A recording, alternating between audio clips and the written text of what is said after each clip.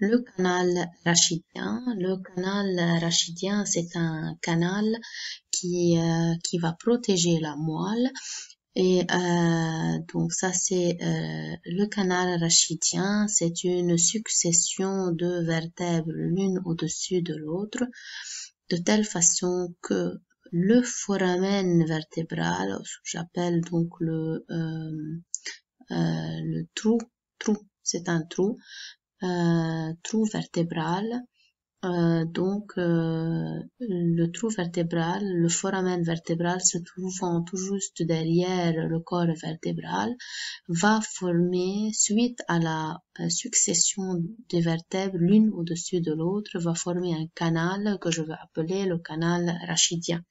Ce canal rachidien, il sera limité par le corps vertébral de devant, processus épineux et lame de derrière, les pédicules latéralement.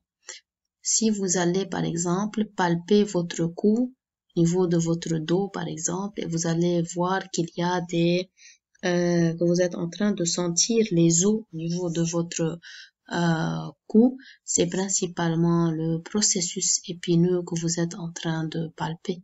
Par conséquent, la moelle, elle est vraiment protégée par la lame, par le processus épineux et les lames de la partie postérieure du corps. Et le canal rachidien ainsi formé, il est osseux et par conséquent, il est inextensible puisqu'il est protégé par les os de tous les côtés. Et ce qui va causer, donc nous intéresser, c'est que suite à n'importe quel trauma, par exemple accident de voiture, et s'il va y avoir un saignement ici, alors le sang ne peut pas sortir et il va venir comprimer l'intérieur de la moelle et causer donc un dégât au niveau de la moelle. Donc regardez ici, ça c'est la moelle qui va passer dans le canal donc vertébral. Et regardez comment dans la partie antérieure, il y a le corps vertébral et il y a les disques intervertébrales.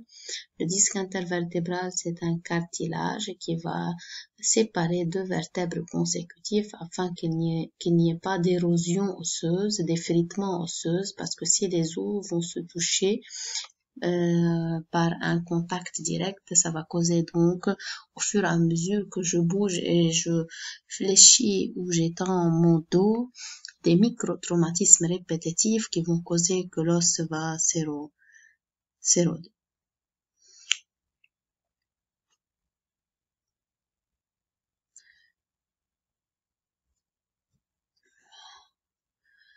Moelle, principalement la moelle, est formée c'est donc un cordon de coloration blanchâtre, le cordon parce que il a la forme d'une corde et il est cylindrique parce qu'il est donc une corde qui est un cylindre, et une consistance qui est molle, donc pas rigide. Elle se trouve dans un canal vertébral que j'appelle le canal rachidien. Elle débute au niveau du trou occipital. En fait, la moelle, c'est une continuité du bulbe rachidien. C'est une continuité. Il n'y a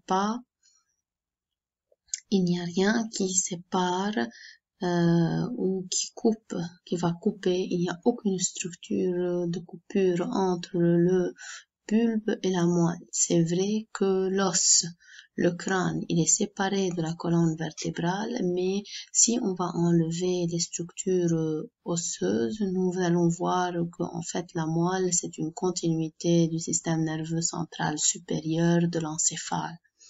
Et ceci, c'est très important parce que n'importe quelle stimulation au niveau du corps doit donc pouvoir monter et atteindre l'encéphale, ou bien le message doit descendre de l'encéphale et atteindre toutes les parties du corps. Je donne un exemple. Si par exemple je veux surlever donc la main droite, alors le message, puisque c'est un message moteur, il doit descendre de la circonvolution frontale ascendante gauche, descendre tout au long du tronc, donc du mésencéphale, de la protubérance du bulbe, atteindre la moelle jusqu'au niveau de la main donc contralatérale, parce qu'on a dit il y a un crossing et tout ce qui est à droite va donc contrôler ce qui est à gauche et vice versa, donc va descendre jusqu'à atteindre le niveau demandé et bouger la main.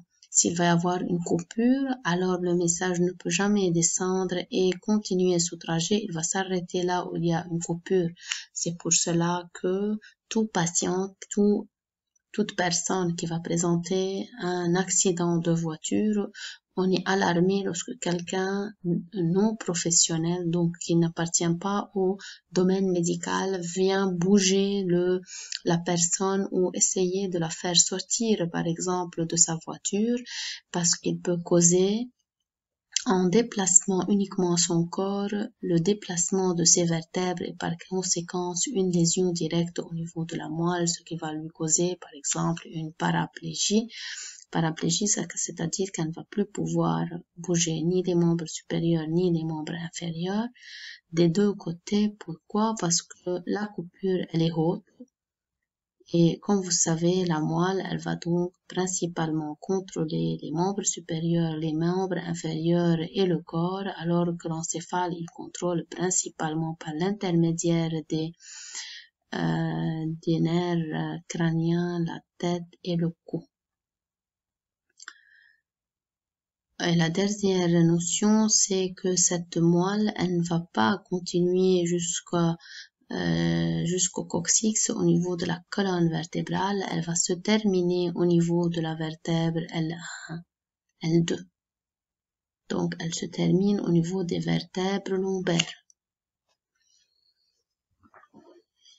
Ça, c'est les caractéristiques. Ce qui m'intéresse, donc, ce qui est en longueur, largeur, je ne vous ai pas demandé. Ce que vous avez, c'est principalement le type et la coloration, bien sûr, et qu'elle commence de l'atlas, la deuxième vertèbre lombaire. L'atlas, c'est la première vertèbre cervicale.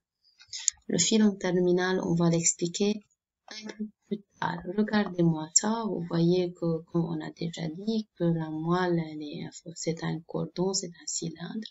Mais ce cylindre, il présente deux renflements, deux dilatations importantes, une au niveau cervical et une au niveau lombaire.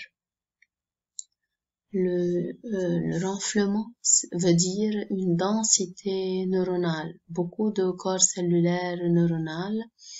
Pourquoi? Parce que ce soit le renflement cervical ou le renflement lombaire, c'est des parties de la moelle qui vont couvrir et qui vont contrôler les membres. Le renflement cervical, la région cervicale, elle va contrôler les membres supérieurs, alors que le renflement lombaire, il va contrôler, lui, les membres inférieurs. En général, donc, c'est pour cela que vous voyez ces deux renflements. Et regardez la moelle, on a dit qu'elle ne se termine pas au niveau coccygien, donc à la dernière partie de la colonne vertébrale, mais elle va se terminer au niveau de L1, L2, lombaire, au niveau donc des vertèbres L1, L2, et la dernière partie de la moelle, elle a une forme de cône, et c'est pour cela que je vais l'appeler le cône terminal ou le cône médulaire. Donc le cône, il se termine au niveau de L1, L2. Le filum terminal, c'est un cordon fibreux, regardez. La moelle se termine au niveau L1, L2, mais il y a comme un fil qui va du cône médulaire, de la dernière partie de la moelle, donc du cône médulaire jusqu'au coccyx, Regardez ce fil,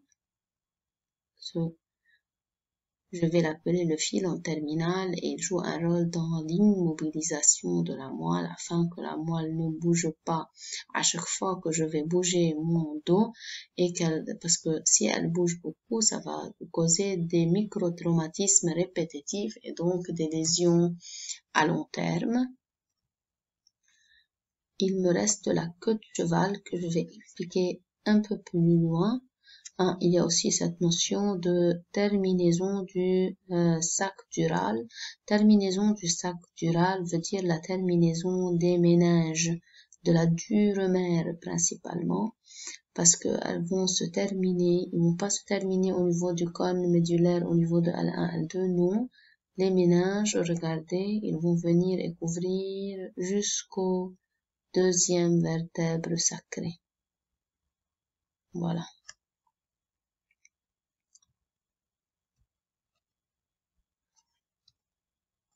Ici. Regardez, ça c'est la colonne vertébrale qui est principalement formée de 7 vertèbres cervicales, 12 vertèbres thoraciques ou dorsales, 5 vertèbres lombaires et 5 vertèbres sacrées soudées, 4 vertèbres coccygiens soudées. En parallèle, principalement, vous allez voir que la moelle, on a dit qu'elle finit au niveau de L1, L2. Donc, principalement, elle va finir ici, dans ça, ici. Mais regardez un peu, on voit que il y a 7 vertèbres cervicales.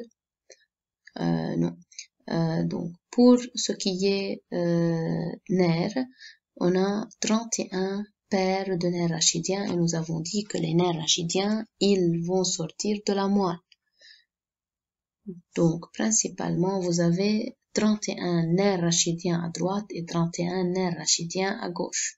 Comment ils sont répartis ces nerfs? On a 8 nerfs cervicaux. Donc, vous avez 8 nerfs rachidiens cervicaux à droite, 8 nerfs rachidiens cervicaux à gauche.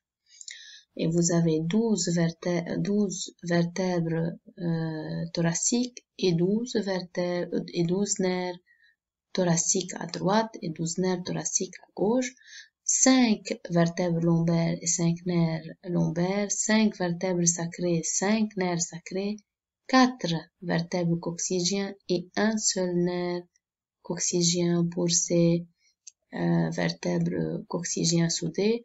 Donc, j'ai un parallélisme presque identique entre les vertèbres et les nerfs, sauf pour la région cervicale où les vertèbres sont moindres que les nerfs. Donc, j'ai 7 vertèbres mais 8 nerfs cervicaux. Eh bien, pourquoi? Tout simplement le suivant.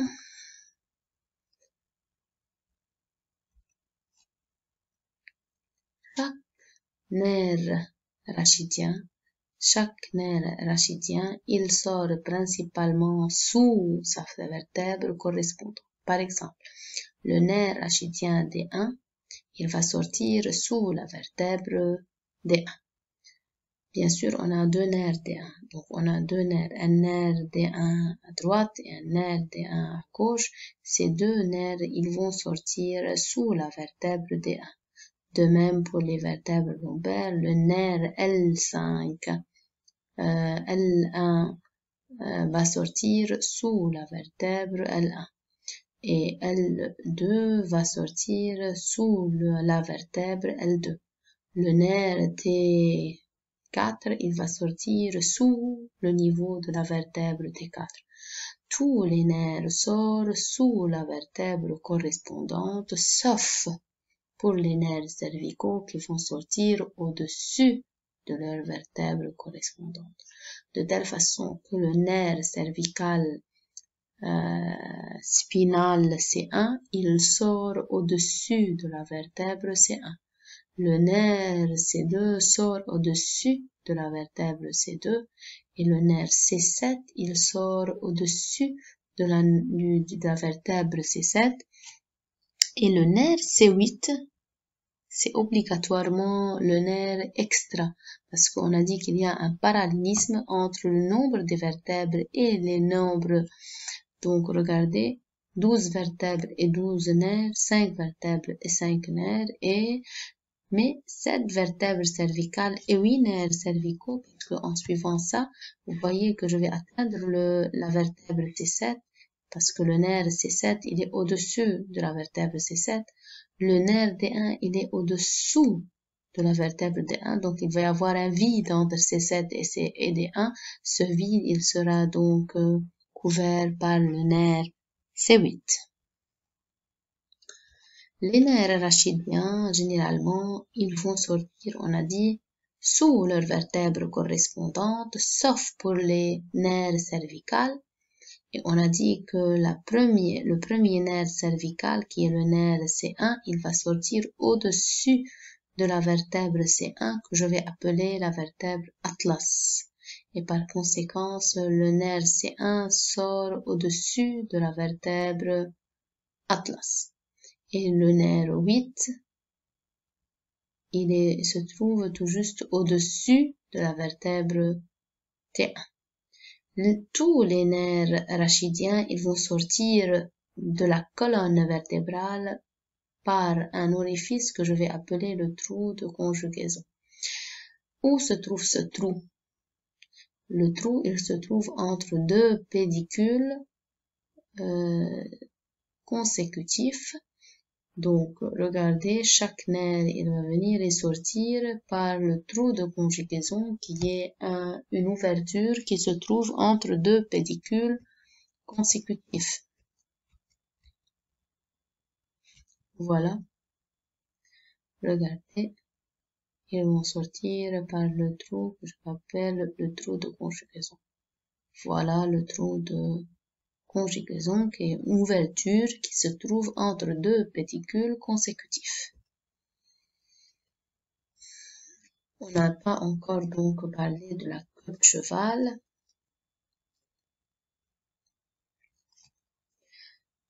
Pour la moelle, la partie cervicale de la moelle, elle est parallèle aux vertèbres cervicales, donc même niveau. Pour la partie thoracique de la moelle, elle est presque au même niveau des vertèbres thoraciques, presque parce que T12, elle est un peu légèrement décalée. Mais regardez-moi la partie lombaire et donc lombo-sacré de la moelle. La partie lombo-sacrée de la moelle, elle est vraiment décalée par rapport aux vertèbres lombaires. Regardez les vertèbres lombaires. Commence principalement de L1, mais regardez jusqu'à L5. Regardez, par exemple, le nerf L5, ce qui est aussi important et on n'a pas dit, c'est que les nerfs cervicales, ils vont sortir de la région cervicale de la moelle. Les nerfs thoraciques, ils vont sortir de la partie thoracique de la moelle. Les nerfs lombaires et sacrés vont aussi sortir de la région lombo-sacrée de la moelle, mais en sortant, et comme chaque nerf doit sortir par le trou de conjugaison qui se trouve sous sa vertèbre correspondante, par exemple le nerf L3, il va descendre jusqu'à atteindre la vertèbre L3 et sortir sous sa vertèbre L3. Donc regardez comment il y a un trajet. Il va donc se promener à l'intérieur de donc ça c'est ce que j'appelle le sac dural. Donc on a dit que c'est un sac formé par les méninges et à l'intérieur il y a le liquide céphalorachidien. Donc les racines vont venir se promener dans le liquide céphalorachidien afin d'atteindre le niveau correspondant et sortir. Alors regardez-moi ça, il y a surtout la partie lombo-sacrée de la moelle, là où va sortir les racines lombo-sacrées. Alors c'est principalement ces racines qui vont donc vraiment cheminer un long trajet avant d'atteindre leurs racines correspondantes. Et l'ensemble de ces racines qui vont cheminer avant d'atteindre leurs racines, vertèbres correspondantes, ces ensembles de ces racines vont former ce que j'appelle la queue de cheval. C'est principalement donc les racines allant de L2 jusqu'à S5.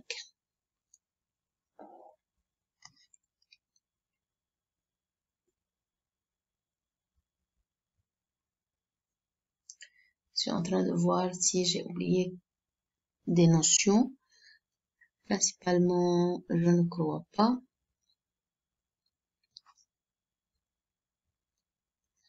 Bon. Après avoir fait donc une coupe transversale de la moelle, qu'est-ce que je vois?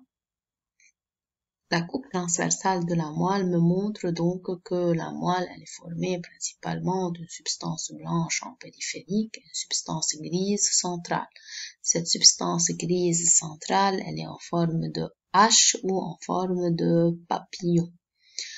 La partie centrale est formée de substances grises et les substances grises, c'est principalement les corps cellulaires ou les axones qui sont amyélinisés. Elles vont jouer un rôle dans l'intégration, alors que la substance blanche, qui est principalement formée d'axones myélinisés, elle va surtout jouer un rôle dans la transmission de l'information. Et regardez aussi que la moelle, elle est présente donc une certaine une certaine symétrie parce que la partie droite de la moelle, elle est presque identique à la partie gauche. Très symétrique en tout cas. Et la partie postérieure de la moelle, elle est symétrique à la partie antérieure de la moelle. Ce qui est intéressant aussi, c'est que la partie postérieure de la moelle, c'est principalement des zones qui vont donc contrôler tout ce qui est message sensitif, alors que la partie antérieure de la moelle, elle va couvrir tout ce qui est moteur. Et regardez aussi comment la moelle, elle est dans son canal rachidien et que la moelle, elle est donc protégée par trois enveloppes, la duromère, l'arachnoïde et la pimère, qui est presque collée à la moelle.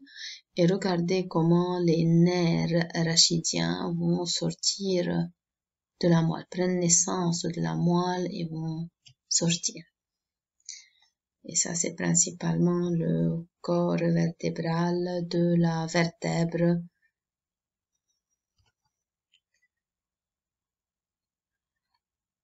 Regardez la moelle. Vous voyez qu'il y a les méninges, on a la duromère qui est l'enveloppe la plus rigide et la plus externe, puis vous avez l'arachnoïde qui est plus fine et finalement la pimère qui tapisse directement la moelle. Et vous voyez qu'on a donc l'espace sous-arachnoïdien qui est un espace qui se trouve entre l'arachnoïde et la pimère. Dans l'espace sous-arachnoïdien, va circuler le liquide céphalorachidien et va circuler aussi les vaisseaux, les artères et les veines.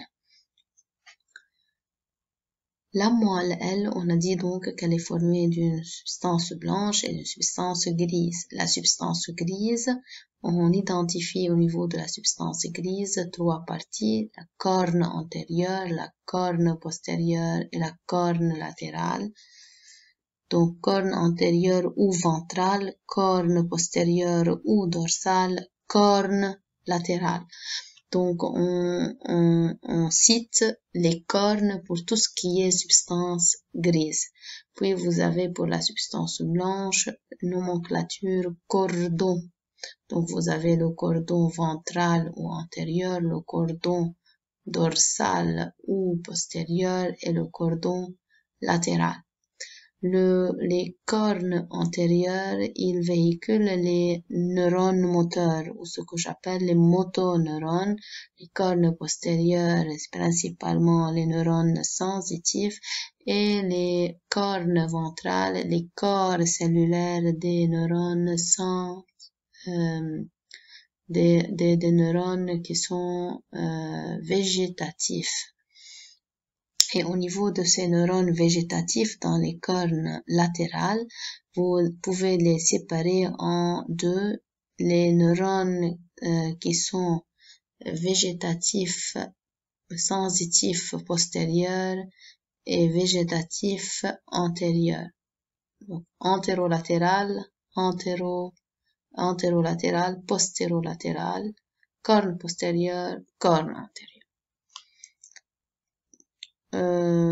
Puis aussi, ce qui est important, c'est aussi la présence d'un canal central qui est une continuité, qui contient du liquide céphalorachidien et qui est en continuité avec le quatrième ventricule qui se trouve au niveau protubéranceau-bulbaire et qui présente 4 orifices, 2 centraux et 2 latéraux, 2 centraux de Magendie, 2 latéraux de Louchka, et qui vont faire sortir le liquide céphalorachidien des ventricules vers l'espace sous-arachnoïdien au niveau de l'encéphale.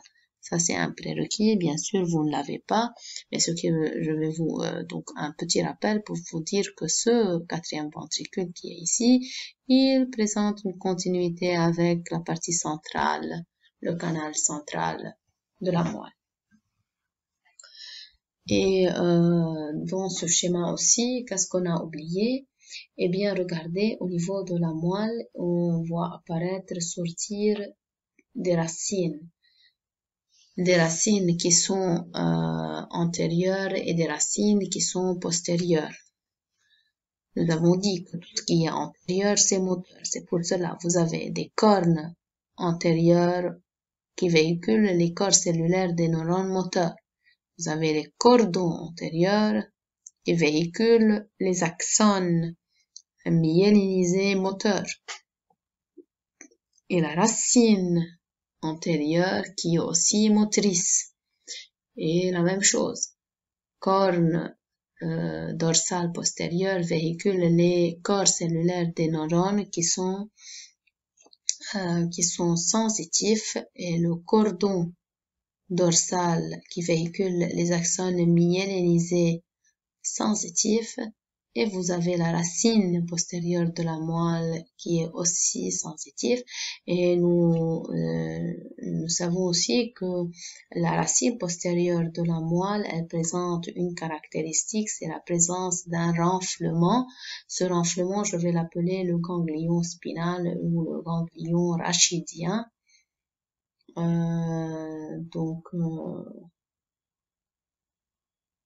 Le ganglion spinal ou rachidien, et c'est une caractéristique. Lorsque je peux donc déterminer le ganglion, je peux directement dire que c'est la racine sensitive qui est postérieure. Le nerf spinal ou le nerf rachidien, c'est l'association de deux racines, une motrice et une sensitive. C'est pour cela le nerf spinal est un nerf mixte.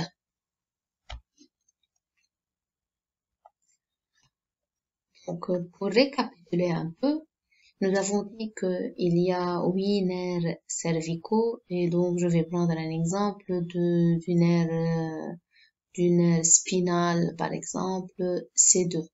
Le nerf spinal, puisqu'on a 31 paires de nerfs rachidiens, le nerf spinal C2 mixte est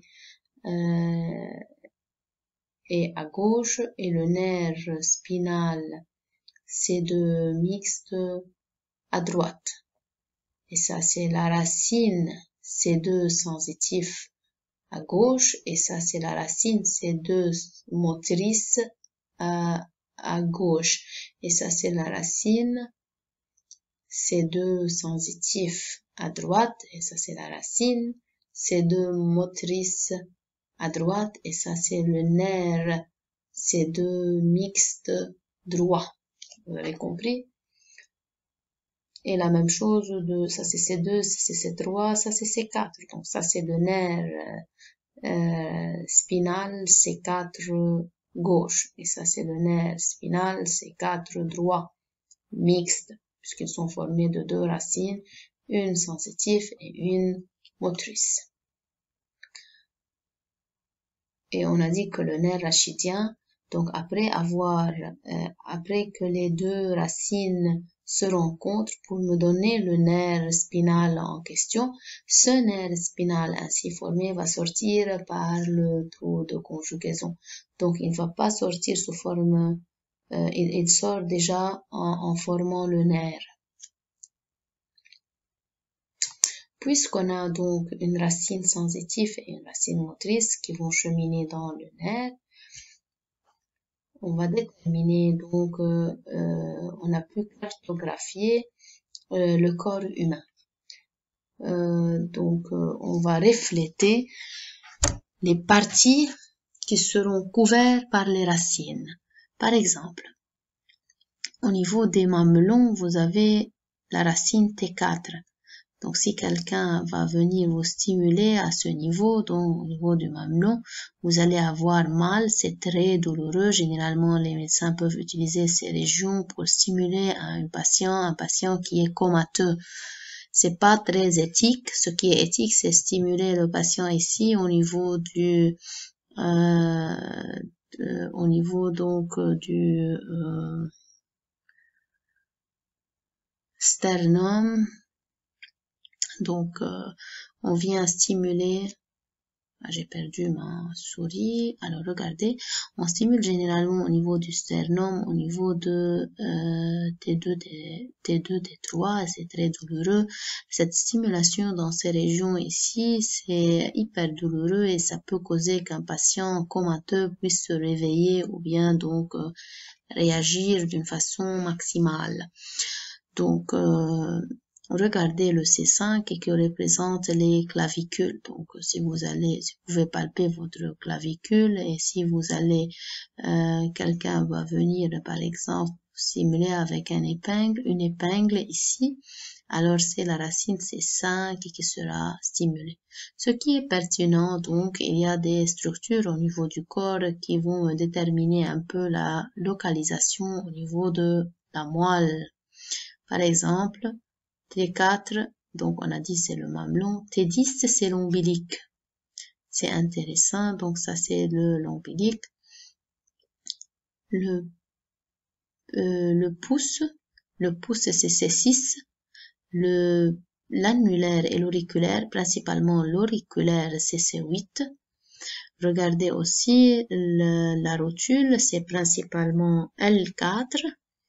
Le gros orteil, c'est aussi L4. Le petit orteil, c'est S1.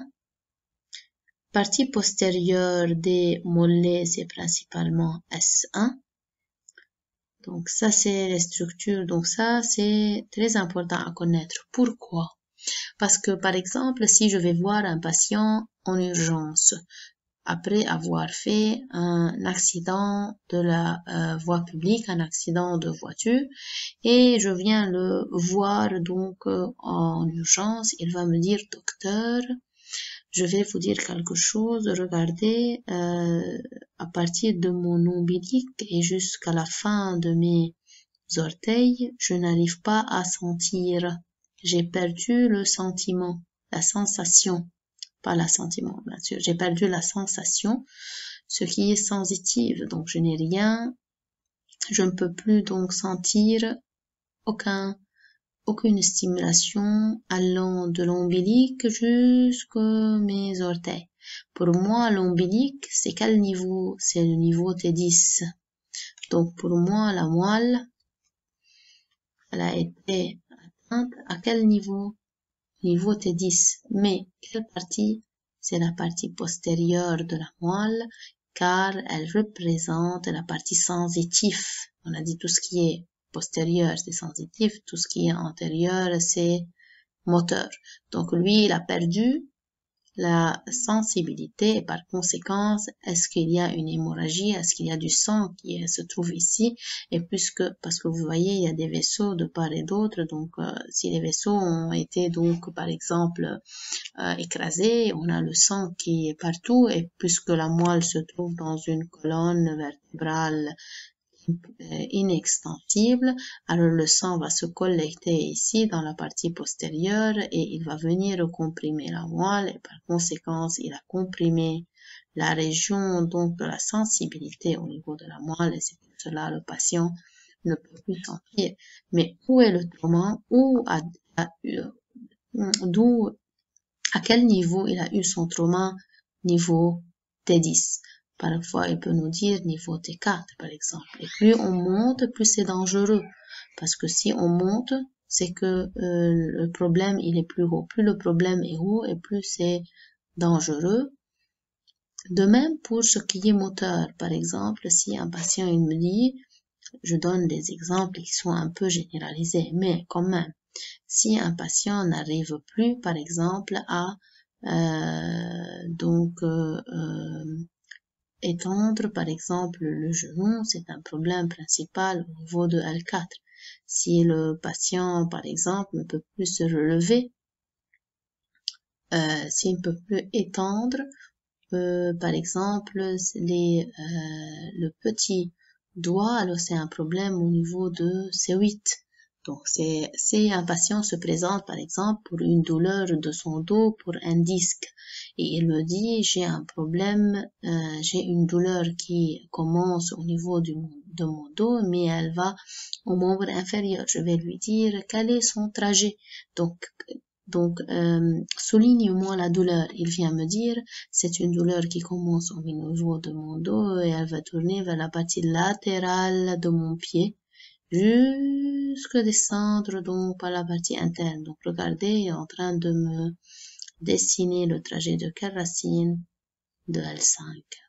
Parce que c'est la partie latérale du pied. Donc, je peux savoir que le niveau de sa douleur, c'est principalement L5, S1.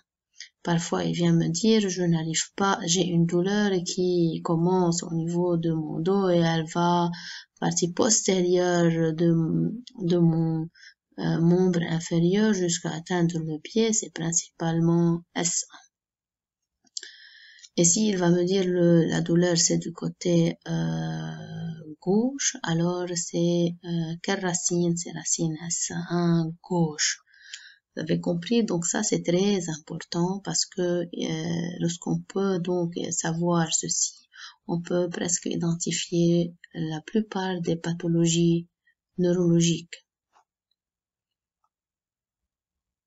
Donc chaque racine, elle va correspondre à ce que j'appelle un somite, donc un territoire cutané, un territoire musculaire, donc un dermatome ou un myotome. Si je vais parler d'une douleur, c'est un dermatome. Si je vais parler des muscles, et alors c'est les myotomes.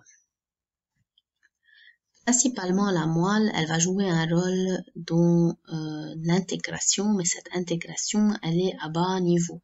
Parce que l'intégration la plus importante, c'est une intégration au niveau encéphalique. Donc, plus on va vers le haut, plus c'est important, plus le rôle est important, plus l'intégration, elle est maximale. Mais la moelle, elle peut jouer un rôle donc de niveau bas. C'est ce que parce que donc elle est située sous l'encéphale. Comme la moelle, elle se trouve sous l'encéphale, alors c'est l'encéphale qui va la contrôler. Et donc le tronc contrôle la moelle, le diencéphale il va contrôler le tronc et le cortex qui va contrôler le tout. En tout cas, généralement, le rôle de la moelle, c'est un rôle réflexe. C'est lui qui va assurer les gestes réflexes du corps. Je donne un exemple. Si je vais plonger ma main dans de l'eau chaude, sans faire attention, je plonge par exemple ma main dans de l'eau chaude. La réaction, elle sera donc de surlever rapidement les doigts ou de fléchir rapidement la main afin d'éviter l'eau chaude. Cette réaction, c'est une réaction qui n'a pas été programmée. Je n'ai pas pris mon temps pour réfléchir. J'ai réagi automatiquement par réflexe. Donc, c'est une réaction rapide secondaire à un danger. C'est principalement le rôle de la moelle. C'est un rôle donc de protection. Le mécanisme, il est le suivant. Suite à une stimulation au niveau des récepteurs, puisque c'est ici de l'eau chaude, c'est principalement les thermorécepteurs.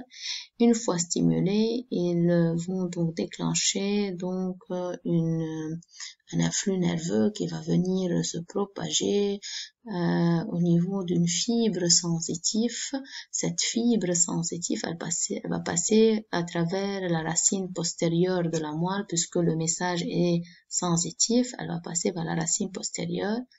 Et au niveau de la racine postérieure, on a déjà dit qu'il y a le ganglion spinal qui qui enferme le corps cellulaire du neurone sensitif. Et ce neurone sensitif, généralement, c'est un neurone en T. Et par conséquent, il présente donc deux prolongements. Anciennement, nous disons qu'il présente deux prolongements, un prolongement dendritique long et un prolongement axonal long. Actuellement, et ce qui est juste, c'est que le neurone sensitif en T, c'est un neurone qui présente un seul axone prolongé, et cet axone, il présente deux extrémités, et c'est presque uniquement au niveau du ganglion spinal que j'ai ce neurone en T, et donc il présente donc un seul axone dont une extrémité est reliée à un récepteur et l'autre extrémité sera reliée au dendrite d'un neurone.